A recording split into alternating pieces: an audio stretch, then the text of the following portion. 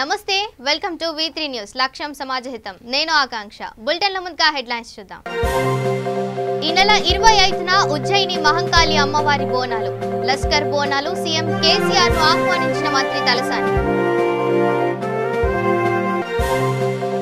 Srikakulam road విస్తరణ పనులను ప్రారంభించిన మంత్రి ప్రజలకు అన్ని మౌలిక సదుపాయాలు కల్పిస్తామన్న అప్పలరాజు నగరంలో ఘనంగా బక్రీద్ పండుగ వేడుకలు దవీర్పురాలో ప్రత్యేక ప్రార్థనల్లో పాల్గొన్న హోంమంత్రి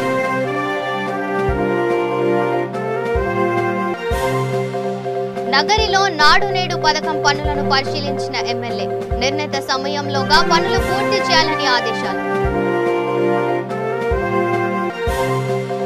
అంబర్పేటలో మాజీ ఎంపీ విహెచ్ ను పరామర్శించిన హర్యానా గవర్నర్ విహెచ్ త్వరగా కోలుకొని మళ్లీ ప్రజాక్షేత్రంలోకి రావాలన్న బండారు దత్తాత్రేయ. ఇక డీటెయిల్స్ చూస్తే భాగ్యనగరంలో బోనాల సీజన్ నడుస్తుంది. గత కొన్ని వారాలుగా బోనాల పండుగను ప్రజలు అత్యంత భక్తి శ్రద్ధలతో జరుపుకుంటున్నారు. ఈ క్రమంలో ఈ నెల 25న ఉజ్జయిని మహంకాళి అమ్మవారి బోనాలకు హాజరు కావాలంటూ సీఎం కేసీఆర్ ను మంత్రి తలసాని శ్రీనివాస్ యాదవ్ ఆహ్వానించారు. ఉజ్జయిని మహంకాళి దేవస్థానం తరపున సీఎం కు ఆహ్వాన పత్రిక అందజేశారు. ఈ సందర్భంగా సీఎం కేసీఆర్ ను కలిసిన వారిలో ఉజ్జయిని మహంకాళి ఆలయ committee chairman Suriti Kameshwar, assistant commissioner Gutta Manohar Reddy, ఆలయ అర్చకులు ఉన్నారు. ఇక శ్రీకాకుళం జిల్లా వజ్రపు కొత్తూరు మండలం నువ్వలరేవు నుండి టెక్కలిపట్నం వరకు రోడ్డు విస్తరణ నిర్మాణ పనులకు మంత్రి అప్పలరాజు శంకుస్థాపన చేశారు. జిల్లా కలెక్టర్ కెఎస్ లత్కర్ తో కలిసి 100 అడుగుల విస్తీర్ణంలో రోడ్డు నిర్మాణ పనులు చేపట్టారు. 25 కోట్ల రూపాయలతో నిర్మిస్తున్న ఈ రోడ్డు భవిష్యత్తులో ప్రజల అవసరాలకు ఎంతో ఉపయోగపడతాయని, త్వరలోనే పనులు పూర్తి చేసి ప్రజలకు రహదారి సమస్యలు లేకుండా చేస్తామని మంత్రి అన్నారు. ఈ కార్యక్రమంలో వైసీపీ నాయకులు హనుమంతు, వెంకట్రావు, మధు, కేశవరావు తదితరులు పాల్గొన్నారు. అసలు ఏమిటి ఈ చర్చకంతటికి కారణం ఏమిటి? అసలు ప్రతిపక్షాలు ఏ రకంగా ఈరోజు ఈ ప్రభుత్వం మీద బురద జరుగుతూ ఉన్నాయి? మన గౌరవ ముఖ్యమంత్రి శ్రీ వైఎస్ జగన్మోహన్ రెడ్డి గారు ఈ రాష్ట్ర అభివృద్ధికి, ఈ రాష్ట్ర ప్రజల సంక్షేమానికి ఎంత కృషి చేస్తున్నారు అన్నటువంటి విషయాన్ని నేను ఒకసారి మీ అందరి ముందు వచ్చిపోతా ఉన్నాను. మీరు గత కొన్ని రోజులుగా నేను పేపర్ తిరిగేసి చూస్తే ఓ రకమైనటువంటి దుష్ప్రచారం జరుగుతూ ఉంది. అదేంటంటే ఈ రాష్ట్రంలో డబ్బులన్నింటినీ కూడా సంక్షేమ పథకాల రూపంలో ఖర్చు పెట్టేస్తున్నారు, అభివృద్ధి కార్యక్రమాలు చేయటం లేదు అన్నటువంటి ఒక దుష్ప్రచారం చేస్తా ఉన్నారు. దీన్ని మనందరం కూడా తిప్పుకొట్టాల్సినటువంటి అవసరం ఉంది. అసలు అభివృద్ధి అంటే ఏంటో ముందు మనందరం తెలుసుకోవాల్సినటువంటి అవసరం ఉంది. ఉదాహరణకి ఒక పంచాయతీ తీసుకుందాం, మనం ఏదో ఒక పంచాయతీ, అనంతగిరి పంచాయతీ తీసుకుందాం. ఉదాహరణకి మనం తెలుగుదేశం పార్టీ నాయకులు అంటారు మాట, ఓ ఇంకా సీసీ రోడ్లు వేయలేదు, ఓ ఇంకా డ్రైన్ వేయలేదు అని. నేనంటాను వాళ్ళకి, మనకి స్వాతంత్రం వచ్చి 74-75 సంవత్సరాలు అయింది. ఆంధ్రప్రదేశ్ రాష్ట్రం ఏర్పడి 64-65 సంవత్సరాలు పడతా ఉంది. ఇప్పటికీ కూడా అనేక పంచాయతీలు మాకు పంచాయతీ కోసం ఒక బిల్డింగ్ కట్టండి, మా సర్పంచులు, సెక్రటరీలు, విఆర్ఓ కూర్చోడానికి ఒక చిన్న బిల్డింగ్ కట్టండి అని దేహి అంటూ అడుక్కునేటటువంటి దౌర్భాగ్యమైనటువంటి పరిస్థితులు ఉన్నాయి ఇప్పటికీ కూడా అనేక రాష్ట్రాలు. అలాంటి రోజుల నుంచి మన ముఖ్యమంత్రి, మనందరి ప్రీతం నాయకులు శ్రీ వైఎస్ జగన్మోహన్ రెడ్డి గారు ముఖ్యమంత్రి అయిన తర్వాత, సచివాలయ వ్యవస్థను అందుబాటులోకి తీసుకొచ్చిన తర్వాత ప్రతి 2000 జనాభాకి ప్రతి పంచాయతీలో కూడా ₹1 కోటి వెచ్చించి ఒక సచివాలయ బిల్డింగ్, ఒక రైతు భరోసా బిల్డింగ్, ఒక విలేజ్ హెల్త్ క్లినిక్, ఒక మిల్క్ కలెక్షన్ సెంటర్ ని ఇచ్చి కట్టి తీరాల్సిందే. ఎక్కడా కూడా మనం వెనుకడుగు వేయకూడదని చెప్పి ఈ రోజు మనం కృషి చేస్తా ఉన్నాం. మీరు తీసుకోండి, ఏ పంచాయతీ అయినా సరే ఈ రాష్ట్రంలో సుమారుగా 15,000 పైబడి సెక్రటేరియట్స్ ఇచ్చాం మనం. త్యాగానికి ప్రతీకగా ముస్లింలు జరుపుకునే పర్వదినం బక్రీద్. బుధవారం ఈ పండుగను ముస్లింలు భక్తి శ్రద్ధలతో జరుపుకున్నారు. ఈ రోజున ముస్లింలు లోక కళ్యాణం కోసం అల్లాకు నైవేద్యాలను సమర్పించడం ఆనవాయితీ.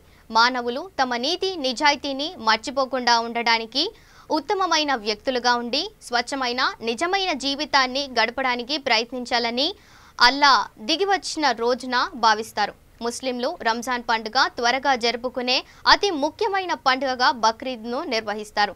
బక్రీద్ పండుగను పురస్కరించుకొని హైదరాబాద్ పాత బస్తీ దవీర్పురాలోని ఆజంపురా, ఉస్మాన్పురా చుట్టీషా మసీదులో ప్రత్యేక ప్రార్థనలు చేశారు. ఈ ప్రార్థనల్లో రాష్ట్ర హోంమంత్రి మహమ్మద్ అలీ పాల్గొన్నారు.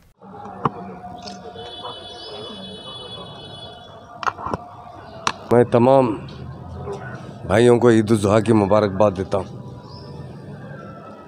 तेलंगाना स्टेट बनने के बाद हर ईद को हम बड़ी जोश व खरोश से मना रहे हैं और काफ़ी तरक्की कर रहे हैं। हम अल्लाह से यही दुआ करते हैं अल्लाह ताला इस कोरोना से हमें निजात दिलाए, जिसकी वजह से लास्ट टाइम भी हम रमज़ान की ईद मस्जिदों में नहीं पढ़ सके, अपने अपने घरों में पढ़े, मगर इस मरतबा हम तमाम मस्जिदों और ईदगाहों में ईद उल जुहा की नमाज़ पढ़े हैं और अल्लाह से गिड़ा कर दुआ किए हैं अल्लाह ताला इस कोरोना वबा से हमें निजात दिलाए, हम तमाम लोगों को सेहत और तंदुरुस्ती के साथ रखे और साथ ही साथ हमारी स्टेट के लिए, हमारे आवाम के लिए और हमारे CM साहब के लिए दुआ की गई।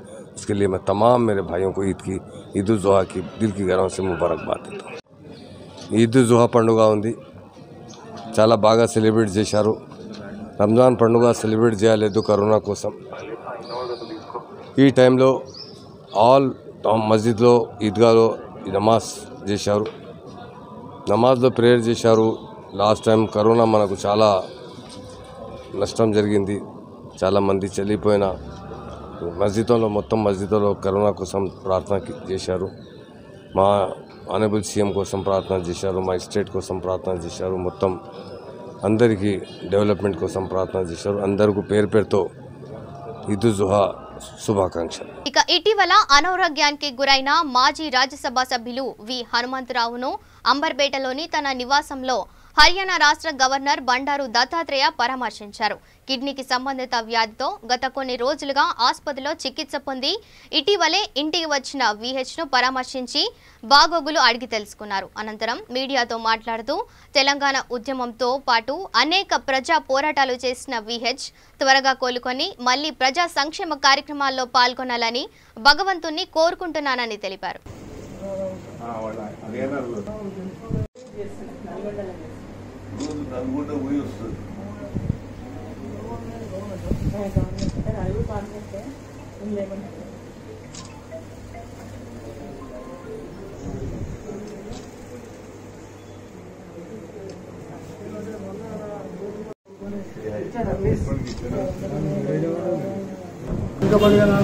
వర్గాల యొక్క ప్రముఖ నాయకుడు హనుమంతరావు గారు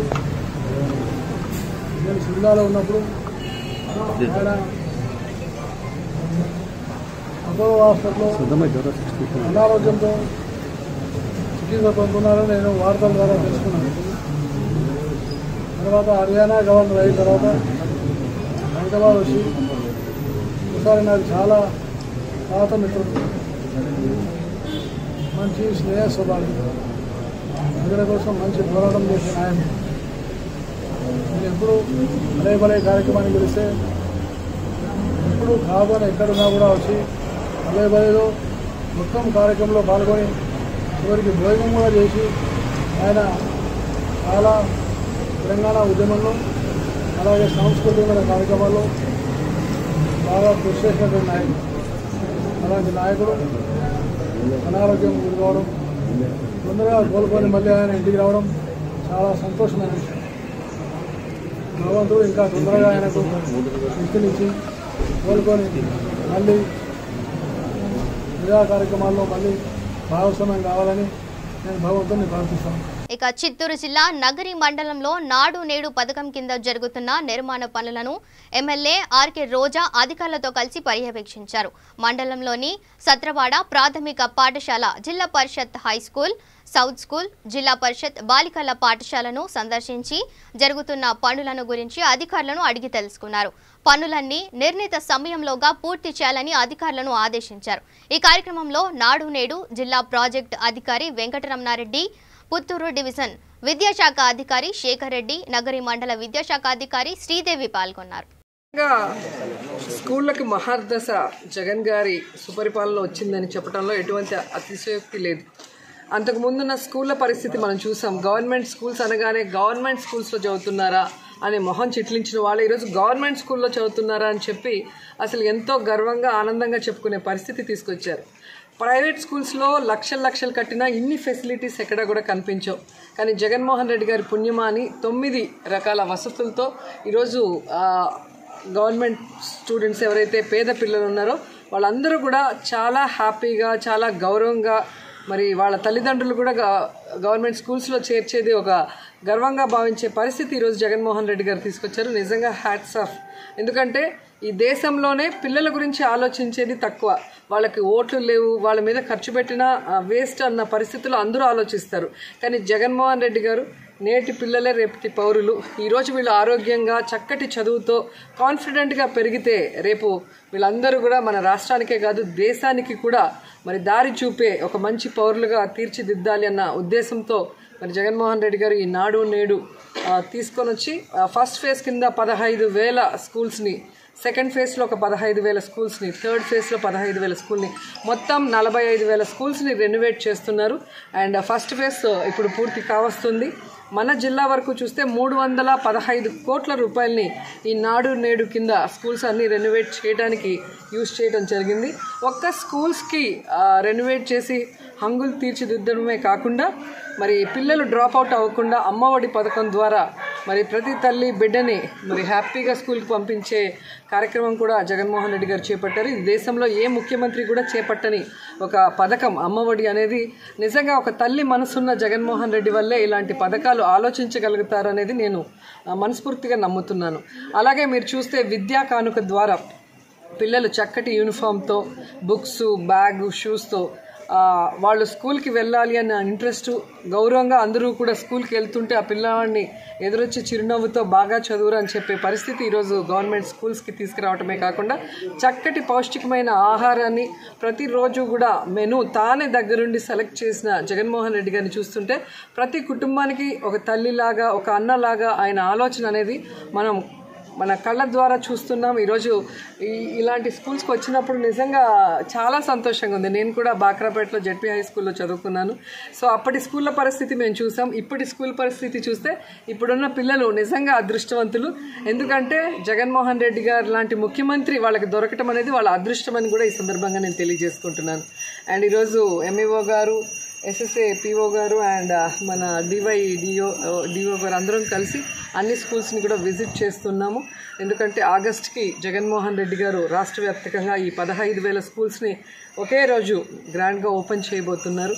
సో ఈ కరోనా సమయంలో అన్ని ఆన్లైన్ క్లాసెస్ కాబట్టి సో పిల్లలు కూడా స్కూల్స్కి ఎక్కువగా రాలేదు కాబట్టి సో వర్క్స్ అన్నీ కూడా ఫాస్ట్గా ఫినిష్ చేస్తున్నాం.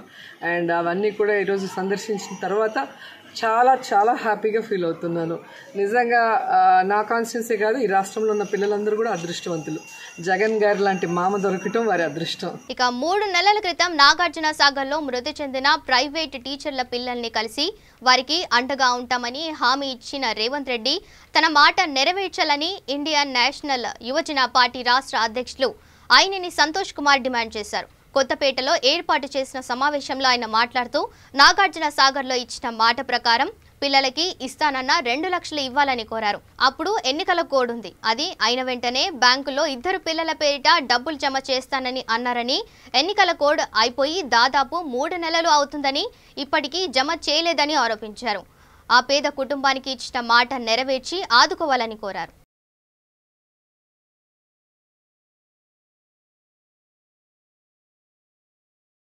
త్యాగాలకు ప్రతీక, భక్తి శ్రద్ధలకు పునాది అయిన బక్రీద్ పర్వదిన వేడుకలు వేములవాడ పట్టణంలో ముస్లిం సోదరులు ఘనంగా నిర్వహించుకున్నారు. గత 24 గంటలుగా వర్షం కురుస్తుండడం, కరోనా కేసుల దృష్ట్యా కొంతమంది ముస్లిం సోదరులు తమ ఇళ్లలోనే పండుగ ప్రార్థనలు పూర్తి చేసుకోగా మరికొంతమంది మసీదులలో భక్తి శ్రద్ధలతో నమాజ్ పూర్తి చేసుకున్నారు. పండుగ పర్వదినాన్ని పురస్కరించుకొని తెలంగాణ యూనియన్ ఆఫ్ వర్కింగ్ జర్నలిస్టుల సంఘం రాష్ట్ర ఉపాధ్యక్షులు సయ్యద్ లాయక్ పాషా మాట్లాడుతూ త్యాగ నిరతికి ప్రతీక అయిన బక్రీద్ పర్వదినం రోజున ముస్లింలు కూర్చొని సంబంధించిన ఆహారం తినుబండారాలను పంపిణీ చేసినట్లు చెప్పారు. కోవిడ్ మహమ్మారి 3వ వేవ్ను తరిమి కొట్టేందుకు ప్రతి ఒక్కరూ జాగ్రత్తలు పాటించాలని సూచించారు. మాస్కులు, శానిటైజర్ వినియోగిస్తూ భౌతిక దూరాన్ని పాటించి 3వ వేవ్ను దరి చేరకుండా జాగ్రత్త పడాలని విజ్ఞప్తి చేశారు. अस्सलामु अलैकुम रहमतुल्लाहि व बरकातहू। सब लोगों को ईद मुबारक। ఈరోజు ఇబ్రాహీం అలైహిస్సలాం వారి కుమారుడైన ఇస్మాయిల్ అలైహిస్సలాంల త్యాగాలకు ప్రతీక అయిన బక్రీద్ పండుగను యావత్తు ముస్లిం సమాజం ఘనంగా నిర్వహించుకోవడం జరిగింది. ముఖ్యంగా త్యాగాలకు ప్రతీక, భక్తి భావాలకు పునాదులైన ఈ బక్రీద్ పండుగ సందర్భంగా ముస్లిం సోదరులు కుర్బానీని ఇస్తూ నమాజ్ ప్రార్థనలు పూర్తి చేసుకున్నారు. త్యాగాలకు ప్రతీక అయిన ఈ బక్రీద్ పండుగ సందర్భంగా కుర్బానీ ఇస్తూ పేద ప్రజలందరికీ వారు ఆకలితో అలమటించకుండా వారికి అవసరమైన తినుబండారాలను సమకూర్చడమే ఈ కుర్బానీ ముఖ్యోద్దేశం. దీంతోపాటు ముస్లింల రెండవ పండుగైన రంజాన్ పండుగ సందర్భంగా జకాత్ ఫిత్రా పేరిట పేద ప్రజలు సుఖ సంతోషాలతో వర్ధిల్లాలని వారికి దాన ధర్మాలు చేయడం జరుగుతుంది. రంజాన్ పండుగ సందర్భంగా దాన ధర్మాలు, అలాగే బక్రీద్ పండుగ సందర్భంగా కుర్బానీ సందర్భంగా వారికి తినుబండారాలు అందించి పేదలకు సహాయ సహకారాలు అందించడమే ఈ పండుగల ముఖ్య ఉద్దేశం. ఈరోజు బక్రీద్ పండుగ సందర్భంగా చాలామంది ముస్లిం సోదరులు తమ తమ ఇళ్లలోనే పండుగ నమాజ్ను పూర్తి చేసుకున్నారు. కొంతమంది మసీదులలో చేసుకున్నారు. కారణాలు రెండు ఉన్నాయి. ఒకటి కోవిడ్ కేసులు పెరుగుతున్న నేపథ్యం, రెండవది గత 24 గంటలుగా కురుస్తున్న వర్షాలు. ఏది ఏమైనప్పటికీ కోవిడ్ కేసులు పెరుగుతున్నాయి. ప్రతి ఒక్కరూ జాగ్రత్తగా ఉండాల్సిన అవసరం ఉంది. మాస్కులు ధరించాలి, శానిటైజర్లు వినియోగించాలి, భౌతిక దూరాన్ని పాటిస్తూ థర్డ్ వేవ్ను దరి చేరకుండా చూడాల్సిన బాధ్యత ప్రతి ఒక్కరిపై ఉందని సూచిస్తూ మరోసారి అందరికీ బక్రీద్ శుభాకాంక్షలు. ధన్యవాదాలు. ఇక భద్రాద్రి కొత్తగూడెం జిల్లాలో పోడు వివాదం ఓ నిండు ప్రాణాన్ని బలి తీసుకుంది. పోడు చేసుకున్న భూమిని కోల్పోయిన ఓ గిరిజన రైతు ఆత్మహత్య చేసుకున్నాడు. పీనపాక మండలం మల్లారంలో వలస గిరిజన రైతు సురేష్ తాను పోడు వ్యవసాయం చేసుకుంటున్న 2 ఎకరాలపై స్థానిక గిరిజనులు కన్నేశారు. 2-3 దఫాలు చర్చలు జరిపి ఆ భూమి తమదేనని ఆ భూమిలో విత్తనాలు చల్లారు. వలస గిరిజనులు కావడంతో తన భూమిని ఆక్రమించిన వారితో పోరాడలేకపోయాడు. కొన్నేళ్లుగా కష్టపడి సాగు చేసుకుంటున్న భూమి కళ్ల ముందే ఇతరుల పాలవుతుంటే తట్టుకోలేక ఆత్మహత్యకు పాల్పడ్డాడు. మృతుడు సురేష్కి భార్య, 4 పిల్లలు ఉన్నారని, అతని కుటుంబానికి ప్రభుత్వం నుండి ఆర్థిక సహాయం అందించాలని తుడుందెబ్బ నాయకులు డిమాండ్ చేశారు.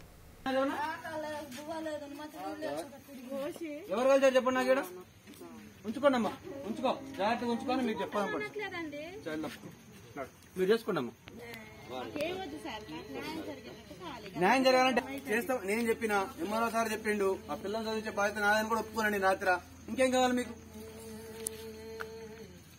మీలాగా మాట మారుతున్నామా మేము? రాత్రి ఏం మాట్లాడారు, ఇప్పుడు ఏం మాట్లాడుతున్నారు? మీరే చెప్పండి. రాత్రి ఏం మాట్లాడారు, ఇప్పుడు ఏం మాట్లాడుతున్నారు?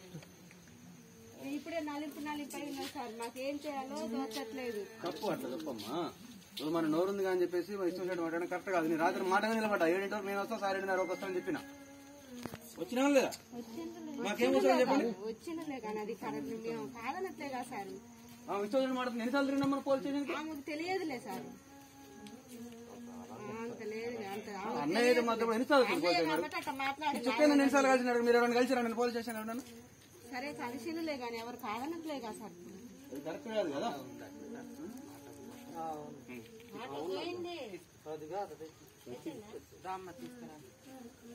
మీరు కోటి వచ్చి దరఖాస్తు ఇచ్చేంత వరకు నేను కదలా అయ్యి నుంచి అర్థమైందా? చేద్దామనే కదా తల్లి వచ్చింది. వాళ్ళు చెప్పేదండి, వాళ్ళు హైకోర్టు పోయినా గానీ తహసీల్దార్ ఎంఆర్ఓ గారే రిపోర్ట్ పంపించాలా. అర్థమైందా? ఇప్పుడు ఆయన పోస్ట్ మార్టం పంపించండి, ఒకరి నాన్నకి వచ్చి చూపెట్టండి, ఒకరి నాతో వచ్చి చూపెట్టండి అని చెప్పారు. భూమి దగ్గర పోండి. ఇంకేం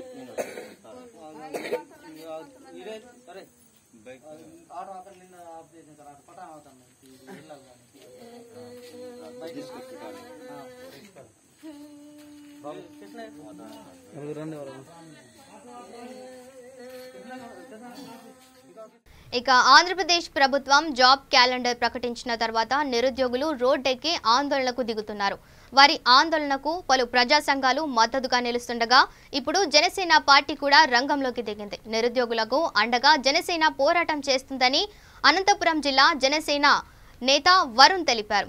అన్ని ప్రభుత్వ శాఖల్లోని ఖాళీలను జాబ్ క్యాలెండర్లో చేర్చాలని డిమాండ్ చేసిన ఆయన లక్షల్లో ఉద్యోగాలు కల్పిస్తామని వైసీపీ హామీ ఇచ్చిందని, సుమారు 30 లక్షల మంది ఉద్యోగాల కోసం ఎదురు చూస్తున్నారని తెలిపారు. ముందుగా ఇక్కడికి వచ్చిన మీడియా మిత్రులందరికీ ధన్యవాదాలండి. గత 10 రోజుల ముందున మంగళగిరి ఆఫీస్లో ఆ నిరుద్యోగులు మా పవన్ కళ్యాణ్ గారికి అధ్యక్షుల వారికి వాళ్ళకు మెమరాండం ఇవ్వడం జరిగింది. ఎందుకంటే దాదాపుగా 30 లక్షల మంది నిరుద్యోగులు ఈరోజు రోడ్డుపైకి వచ్చిన పరిస్థితి.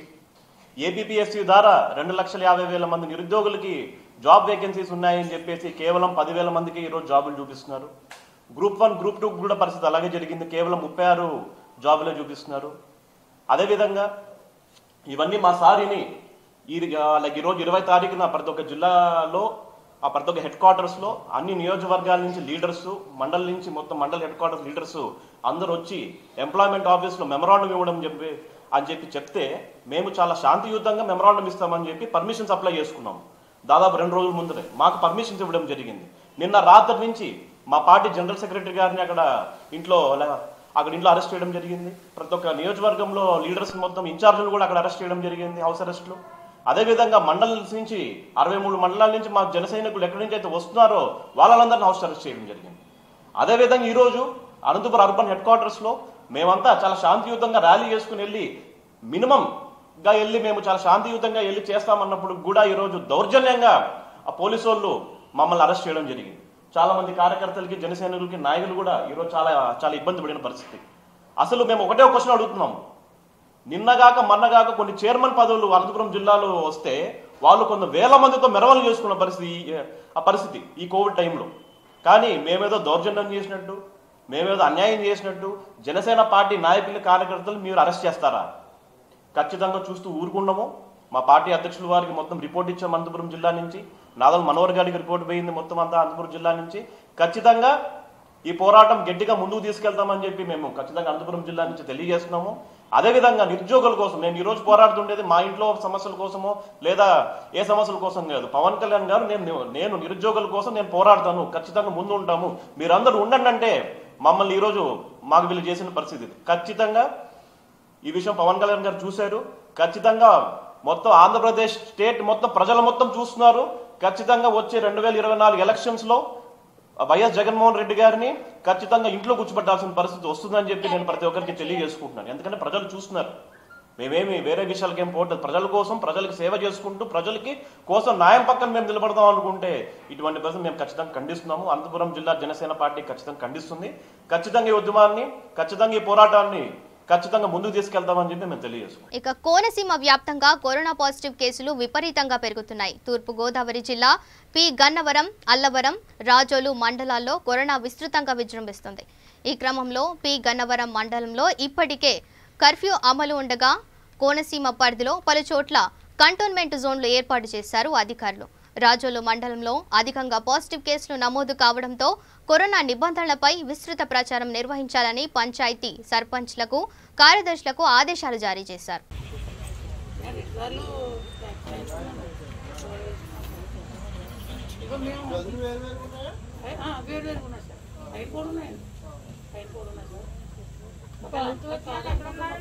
ఆయనే పోదు.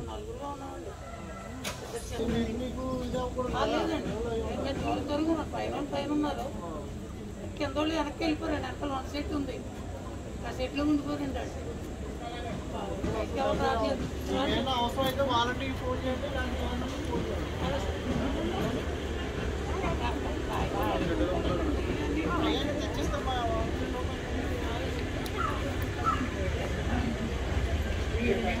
నిత్యావసర వస్తువులకు కూడా ఇప్పుడు ఇందాక వాలంటీర్ ఏం చెప్పారంటే వాళ్ళు వీళ్ళు అందిస్తున్నారండి అన్నారు. మరి అది కూడా మనం వాళ్ళకి ఏం కావాలో ముందుగా తెలుసుకుంటే మనం ఎన్ఆర్ఓ దృష్టికి తీసుకెళ్తాం, ఎండిఓ దృష్టికి తీసుకెళ్తాము. సో ఆ విధంగా అందిస్తాం తప్ప వాళ్ళు పక్కకి వెళ్ళి రావడం కానీ ఆ విధంగా చేయని ఆగట్లేదండి కదా. నిత్యావసర వస్తువుల కోసం వాళ్ళు ఎవరినో అప్రోచ్ అవుతున్నారు, వాళ్ళకి అటాక్ అవుతుంది. ఇక యాదాద్రి భువనగిరి జిల్లా మోటకొండూరు వద్ద ఘోర ప్రమాదం తప్పింది. రన్నింగ్ లో ఉండగానే బస్సు వెనక చక్రం ఊడిపోయింది. అకస్మాత్తుగా వెనక చక్రం ఊడిపోవడంతో బస్సులోని ప్రయాణికులు భయాందోళనకు గురయ్యారు. అయితే వెంటనే అప్రమత్తమైన డ్రైవర్ చాకచక్యంగా వ్యవహరించి బస్సు స్పీడ్ ని కంట్రోల్ చేశారు. దీంతో పెను ప్రమాదం తప్పింది. కాటేపల్లి వద్ద మోత్కూరు ప్రధాన రహదారిపై ఈ ఘటన జరిగింది. హైదరాబాద్ నుంచి బస్సు తొర్రూరు వెళ్తుండగా మార్గ మధ్యలో ఈ ఉదంతం చోటు చేసుకుంది. ప్రమాద సమయంలో బస్సులో 40 మంది ప్రయాణికులు ప్రయాణిస్తున్నారు. ప్రాణ నష్టం తప్పడంతో ప్రయాణికులు, ఆర్టీసీ అధికారులు ఊపిరి పీల్చుకున్నారు. డ్రైవర్ చాకచక్యంగా వ్యవహరించడంతోనే ప్రమాదం తప్పిందని స్థానికులు చెబుతున్నారు.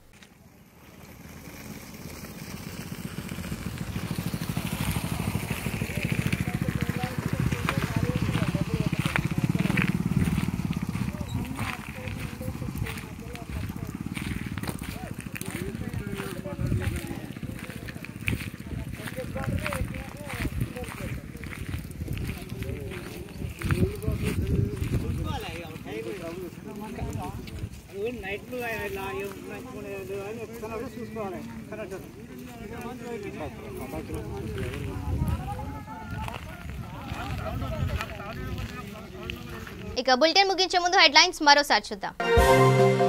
ఈ నెల 25న ఉజ్జయిని మహంకాళి అమ్మవారి బోనాలు. లస్కర్ బోనాలు సీఎం కేసీఆర్ ను ఆహ్వానించిన మంత్రి తలసాని.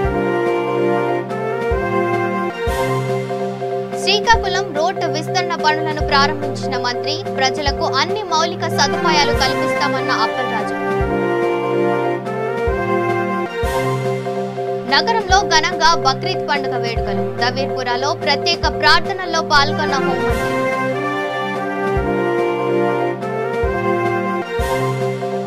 నగరిలో నాడు నేడు పథకం పనులను పరిశీలించిన ఎమ్మెల్యే. నిర్ణీత సమయంలోగా పనులు పూర్తి చేయాలని ఆదేశాలు.